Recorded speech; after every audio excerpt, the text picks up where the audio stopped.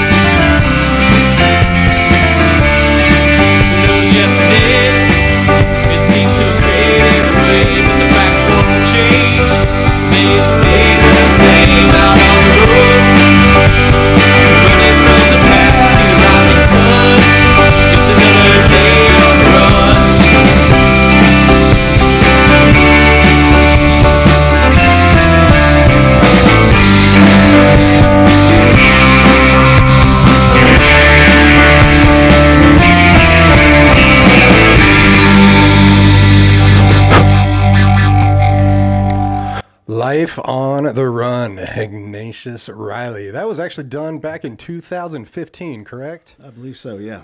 Yeah, nice. I love that. It's actually kind of one of your chiller songs, I would say. It's a little more rock and live, but yeah, it's a good one. That's a big.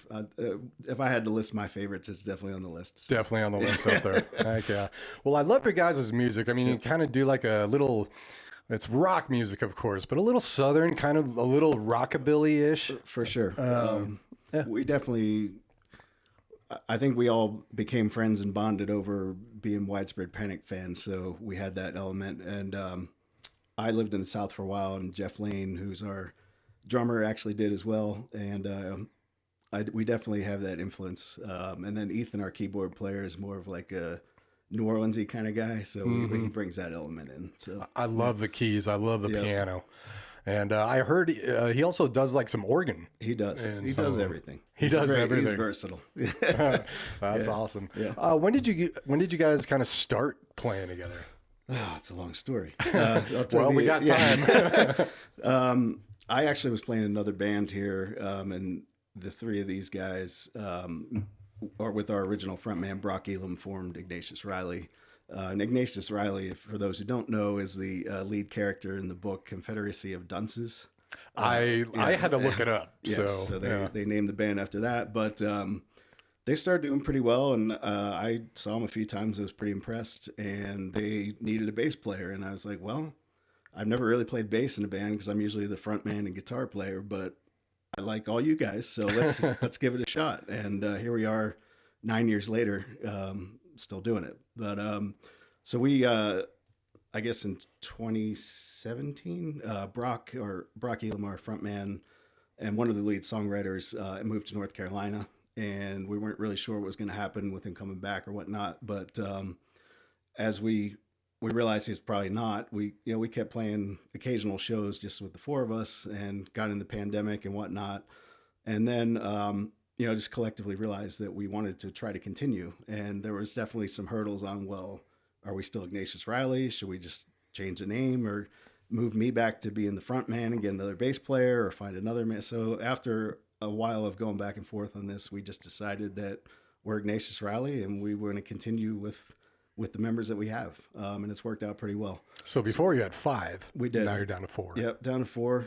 There's been some challenges with that. Just like Brock was a pretty exceptional vocalist, and we definitely want to continue some of what he did in the band. So I've taken over some of his songs, and we're trying to figure out what works with that. But really trying to move forward with the new sound that we've developed with the 4 of us. So.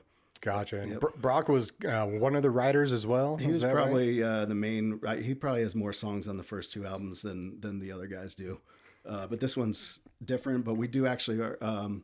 There's one song that's going to be on the new album, Sojourn, that Brock actually co-wrote, and he's actually going to sing it on the album.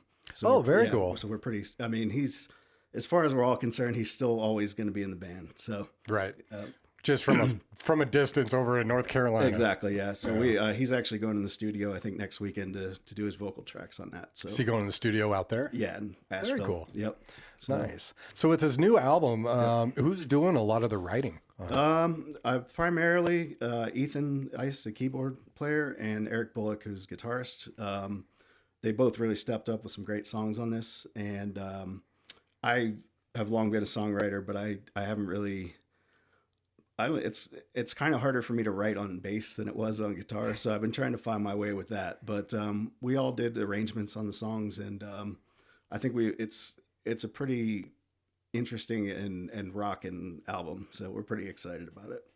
Is there a date yet? We just got done tracking a couple weeks ago. We're recording with Benoit Goski in Golden at Clubhouse Recorders, and just going through some rough mixes right now to get towards mixing and mastering, and hope to have it out hopefully by June, I would say, if we're lucky. So very cool. Yeah, but we're excited, and then probably we'll be doing our own album release show at that point. So very nice. Yeah. How'd you get hooked up with Herman's and playing with Break Signals? Funny.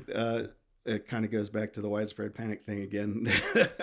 Those guys are big Panic fans, as are we, and we did a show with them last fall, and I guess kind of collectively knew each other, but they've really gone out of their way to support us, and they really have put out a great album earlier this year, and really have developed a pretty good fan base here. And they asked us to do this show, so we're pretty honored with that. And Johnny and the Mongrels are just a really, really solid local band with some great players, so we're excited they're on the bill also.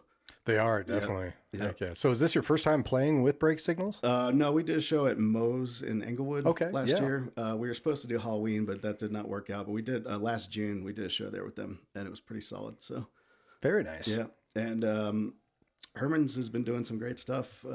Props to Joe Hoffman, who's really doing a great job buying shows there, and we're looking forward to it. So Joe's a great guy. Yep, oh for yeah, sure. Definitely. Well, let's get to another song. Okay. The next one we're going to do is Another Turn Round the Bottle. Tell us a little bit about that one. This is another song that's written by EB, our guitar player. I think is pretty much his song that he wrote for his wife. So Sarah, if you're listening, we love you too. But it's a great. Eric's from Kentucky, and it's got a great line about Kentucky in it. So. Awesome. All right. Yeah. Well, we are sitting here talking with Mark Brut of Ignatius Reilly. They're going to be playing tomorrow night, Saturday night at Herman's Hideaway for the Break Signals release party, along with Johnny and the Mongrels. Here is Another Turn Round the Bottle. We'll be right back.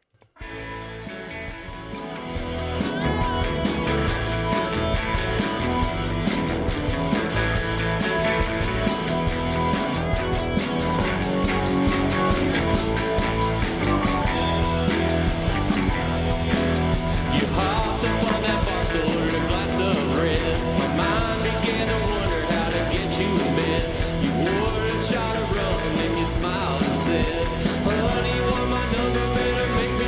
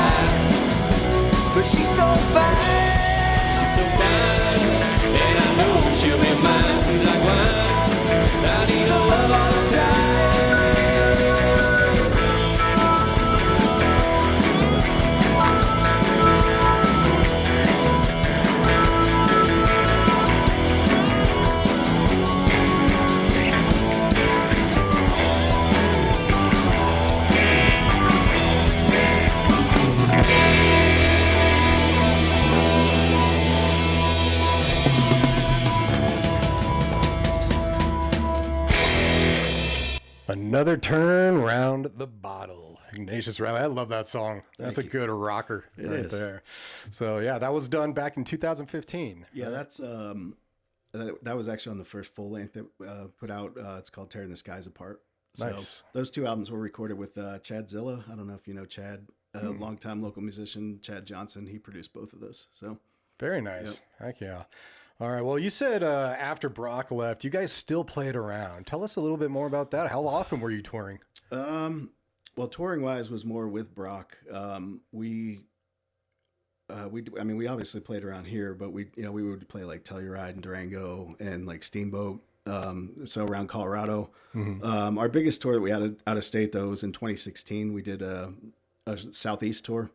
It was like 11 shows in 10 days, which was a lot. So, but it was really super fun experience, and I'm glad we did it. Whether we're going to tour out of state remains to be seen, but we're definitely going to start playing more shows again. So, heck yeah. About that. Yeah, absolutely love it. So, do you like touring?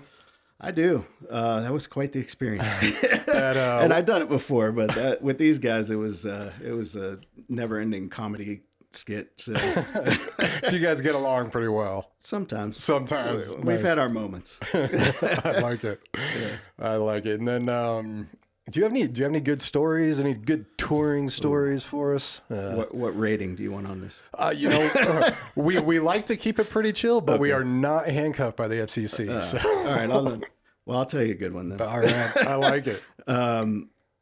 So we on this Southeast tour, we actually rented an RV to do the tour, and we were playing in Athens, Georgia, which was I actually lived in Athens for 4 years. It's a great place. So, but we were in town a few hours before the show, I think trying to find a friend of mine's house or something. And there was this low clearance bridge. And God. Jeff Bird Dog, our drummer, I think one of those guys was driving. They're like, "Man, do you think we can make it under that bridge?" And I'm like, "What's the clearance on it?" And they're like, "Oh, I don't know, 9'6". And I was like, "Yeah, we got it. So they start trying to pull under the bridge, and it was very clear that it wasn't going to. So we almost had a big disaster, but we worked it out. Oh, so but thankfully you started slowing down yeah. and stuff. Okay. Yeah. I was about to say, just crank it. Yeah, that story's long become a comedy routine with the band. So right. Very nice. Yeah, you got it. Do you guys have a lot of shows coming up? So, I mean, with this album coming out, what do you got cooking after Herman's? Yeah, we're kind of light schedule wise right now, just to get the record done. But in 2 weeks, we're actually playing at the Wood Cellar in Evergreen on April 19th, and then at Goosetown Station in Golden on the 20th, which both see good shows. But definitely, after that, we're probably just, finishing up the record, and then definitely we'll start playing more shows in the summer. So very nice. Yeah. Well, summertime, you got to do it, right? Absolutely. Yeah. You guys, all your songs all over, streaming media, social, you know. Absolutely. You guys are on Facebook. I know that. Yep. Instagram. Yeah. You have to these days. You kind of have to. Exactly. It's unfortunate, but it's just kind of how it's all done. So, well, you personally, what are kind of some of you already mentioned the Dead. Yeah. What are some of your influences outside of that? That's a great question. The Grateful Dead, it kind of is like the glue that holds a lot of people I know together. Mm-hmm.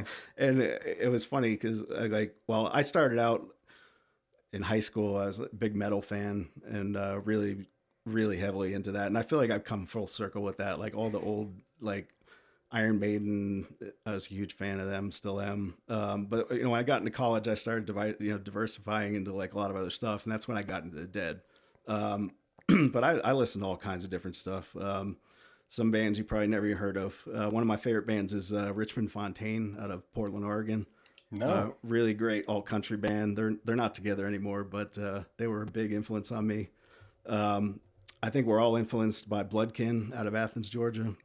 And Jerry Joseph out of Portland as well. He's a great act. But I listen to everything. And recently, honestly, my wife and I sit at home. Oh, hi, Haley, by the way. We listen to a lot of Latin jazz and things like that. I really love that stuff. So Latin jazz. Yeah. Nice. Yep. So I'm all over the map though. So. What about the other boys in the band? A lot of I'd different, say diverse. pretty stuff. similar, yeah. I mean, we compare notes on some things. The common element between all of us again is probably Widespread Panic or the Grateful Dead, but those guys all have their own individual tastes in some things, and some of it overlaps with what I like, and some doesn't. But I think we're all on the same page pretty much. So, Gotcha. I think the one thing about this band that I really like is I don't think we sound like a lot of other bands, and we have a lot of different elements in our music. Eric brings in a lot of riffs and stuff, and Ethan with the kind of New Orleans-y keyboard things. And then, the other thing is like, the one thing that always stuck with me about Widespread Panic was their choice of covers was unique in that they really chose songs that people weren't 100 like obvious, I guess, and made them their own. Right. And that's something that really, like, even before I joined Ignatius Reilly, I was like, man, these guys pick some really cool covers, and that's something that we try to continue to do. So it's funny you bring that up. That's one of my biggest pet peeves is when a band covers a song and it's the exact same song. I hear you. I don't like doing that either. Like when I do a lot of solo shows and people want me to, I'm just like, I'm not going to do that. So, right. It's I'll do it for $20, but it's like, did you ever hear that Weezer, Africa? Yeah. It's the same Absolutely. song. Good. That's a good example. It makes no sense to me. If you're going to cover something, make it your own. That's something that with everything I've ever done musically, it has just been kind of one of my principles. Like I don't want to play obvious covers, and I also want to do them my own way. Exactly. So, there's probably covers that we've learned wrong, but we just keep doing them like that. So. Hey, if it sounds good, it's not wrong. Yep, so, totally. Do you guys play a lot of covers when you're playing depends. live every once in a while? Yeah, we definitely mix in some. We try to stick to the originals, but it's all part of the repertoire. So, right. Some nights we probably are a little more heavy on covers, but we like to mix it up. So we definitely don't play the same shows every night. So. Oh, no, exactly. Yeah. That's what I love. I really like that. Well, definitely looking forward to the show tomorrow. Absolutely. And the doors open at 7, right? I'll be there. Yeah, you will. I hope anyway. Exactly. Yeah. For everybody just tuning in, Herman's Hideaway tomorrow night starts at 8:00. It is the Break Signals album release party, and we're speaking with Mark Brut here with Ignatius Reilly, who's going to be there, along with Johnny and the Mongrels. And Yes. You said when Break Signals reached out to you and offered you this, and they said, "Hey, and Johnny and the Mongrels are going to be there." Yeah. You guys were like, "Yes, sold." I was pumped. Yeah. I'm a big fan. Like, Sean Gilmore, the drummer, I just did another show with him recently. He's a great drummer. James Dunn, the guitar player, is great. And they're just really solid. So I was like, I want to get on that bill. Right. So we were definitely honored to be asked to do it. So heck yeah. That is awesome. All right. We're going to throw on another song here. We got Chasing Your Tail. Yeah. What is this? Tell us about this one. It's another Ethan song. Ethan Ice, our keyboard player. It's definitely one of our heavy rotation songs. It's probably just about us all partying over the years. Right.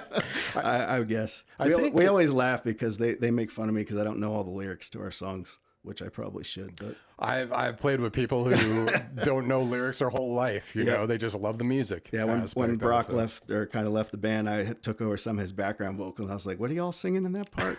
Right. So, well, now you know him, right?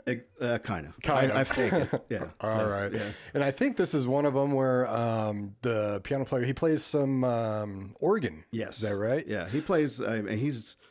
Ethan's been involved in pretty much all the music projects I've played with out here, and he's one of the most versatile keyboard players I've ever played with. He does everything well: piano, organ, clavinet.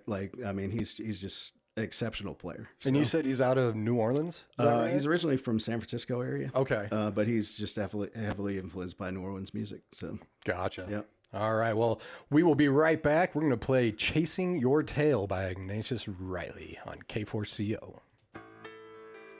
Awesome. Thanks.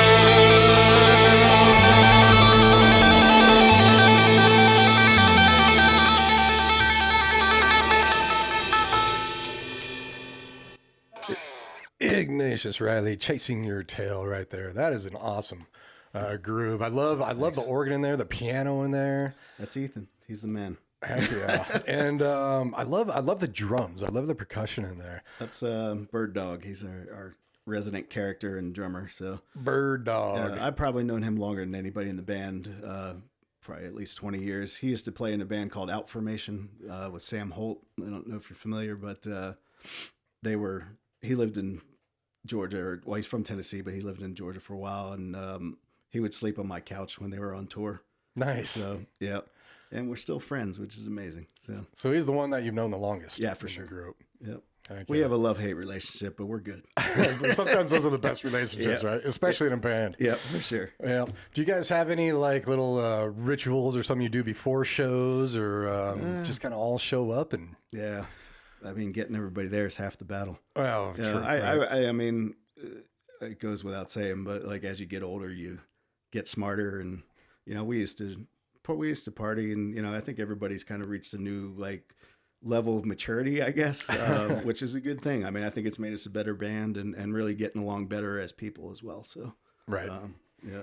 When it comes to writing the songs, do you guys kind of do it all together, or do you guys just have a couple people that write it and then present it to the band? I mean, it's kind of democratic process, but I think the songs all start with the individual person who's bringing them in. Mm-hmm. Then obviously we make suggestions, arrangements, things like that. There's definitely some collaboration on this. It's really been kind of a different experience for me because in all my prior bands, I was one of the lead songwriters or the lead songwriter, and I kind of was in the background on this, which was kind of interesting to be just being able to give input on things rather than like, oh, this is my song. So I think everybody kind of contributes to parts on everything. So.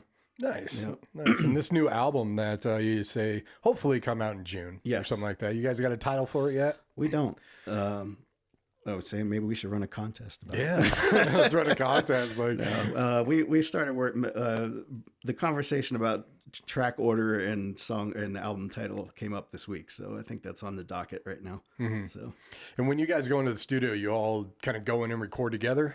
Yeah, we did the basic tracks all together, and then there was some, a lot of overdubs and things that had to get redone. But it was our first time working with Ben. He's played with us before, but he's done a really exceptional job just getting the best out of us for this. So he's doing all your mixing, recording, mastering, all that fun stuff. Yep, absolutely. That's awesome. Yep. What's your favorite thing about going in to record? There's something very different between recording and the live. One, what's your favorite between the two? And why? They're very different. I'll tell you that. Yeah. I actually really enjoy recording. I feel like it's a more creative, it's a really interesting creative outlet if you let it be that, I guess. But I think with that also, it can be a trap because especially with today's technology, you don't really have to commit to anything. You can just keep recording and recording and recording. And then by the time you get to the mixing process, if you're like, I can't remember what was good, what wasn't. We have like 18 takes of this guitar part. I don't know which, so trying to find a balance between being decisive about, okay, that's the part, or this is how we're going to do this, versus just, recording endless ideas, I think is the trick. So, but we've really enjoyed this recording process. I think all of us collectively just went into this like, we want to make a really good record, regardless of time or budget. And I think we're pretty close to accomplishing that. So, right. Yeah. And it is amazing today where, just with technology, I find it funny where, some people just like they record it, then they mix it, then they master it. And it's like, some of these guys, recording guys and mixers and masters, they've been doing this for 20 years and they're still learning stuff. And there's like a night and day difference between someone just kind of doing it themselves and really getting someone who knows what they're doing. Absolutely. And I think getting somebody involved to kind of push you along is helpful because it keeps the project moving forward. Mm-hmm. I actually also, when I lived in Georgia, I worked at a recording studio in Athens, Chase Park Transduction.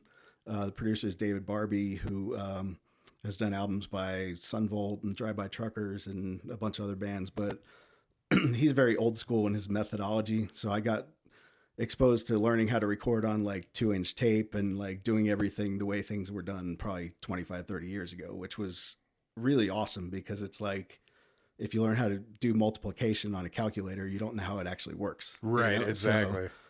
So that was great. But yeah, I mean, it's like I said, I think trying not to fall in the trap of like overdoing things and making things more cluttered is kind of, the way that I like to do it. And honestly, sometimes coming in and just like not even really knowing the songs and just seeing what comes out of it. I've seen bands get great results from that. Just like, hey, let's just go in and do it, and whatever comes out is the record, you know. Here's the key, here's the beat, here's the beats per minute, right? But we've definitely taken our time with this, and I think we'll see how it turns out, but we're all pretty excited about it. So. How long has it taken? When did you guys start writing for this album? I mean, the writing has been going on for a few years, just kind of during the pandemic, and we weren't really sure like if we were going to continue as Ignatius Reilly. You know, some of these ideas were around before that. I think we kind of fleshed them out. We started recording in October and got kind of delayed over the holidays, but we're done the recording now. So just mixing and mastering. So except for you said Brock still has to go in for a couple he's things. doing his vocal take next weekend. Yeah. Nice. So, that's very cool. Well, we definitely cannot wait to hear the new album. You're going to be playing some songs from the new album tonight? Absolutely. Awesome. Yeah. Definitely good amount. So I'm excited about that too. So, yep. Awesome. Yep. Well, make sure that K4CO Radio gets a little preview absolutely of this stuff so that we can share it with our listeners. Yeah, we really appreciate you getting us in and plugging the show and the album as well. That's very, very great of you guys. So definitely. Yep. Yeah. No, you guys are a great band, and that's our big thing. We have so much talent here in Colorado, and for sure. Another big shout out to Joe Hoffman at absolutely Herman's Hideaway. Yep. So he's just been great to work with. I concur 100%. So, all right. Well, once again, tomorrow night, Herman's Hideaway, we got the Break Signals album release party, and Ignatius Reilly is going to be playing there. We've been speaking with Mark Brut. Mark, thank you very much for coming in. Thanks for having me. Yeah, I really live appreciate right down it. the street, so. So it's I'll nice stop to in anytime. Well, then, don't be a stranger then. Come on in. Yeah. Also, Eric Bollock on the guitar, Ethan Ice on the keys, and Bird Dog. Jeff Jeff Bird Dog Lane. How's that on the drums? Well, we're really looking forward to the show tomorrow night. Thanks very much. And thank you for coming in. We're going to end it on a song. This one actually was kind of interesting when you guys sent this in. It's an instrumental one. It is. Gladys. Yep. Is there a story behind this one? I don't know. You have to ask EB. What I do remember before I joined the band, I saw them at Cervantes and they played this, and I was like, man, that's a really cool song. We play it. We open a lot of shows with this. I think it's a very interesting instrumental. EB writes a lot of really unique riffs and things for his songs, and I think this is definitely a great example of that. So, definitely. And it'd be a great show opener. Yeah. I can definitely see that. I don't know if we're doing it tomorrow, but we'll see. All right. Sounds good. Well, either way, it's going to be an awesome show tomorrow. Awesome. So. Thanks again. I appreciate it. No problem. We've been speaking with Mark Brut, Ignatius Reilly. Here is Gladys. Thank you very much for tuning in to this interview, and we hope to see you at Herman's Hideaway tomorrow night. You take care. Awesome. Thanks.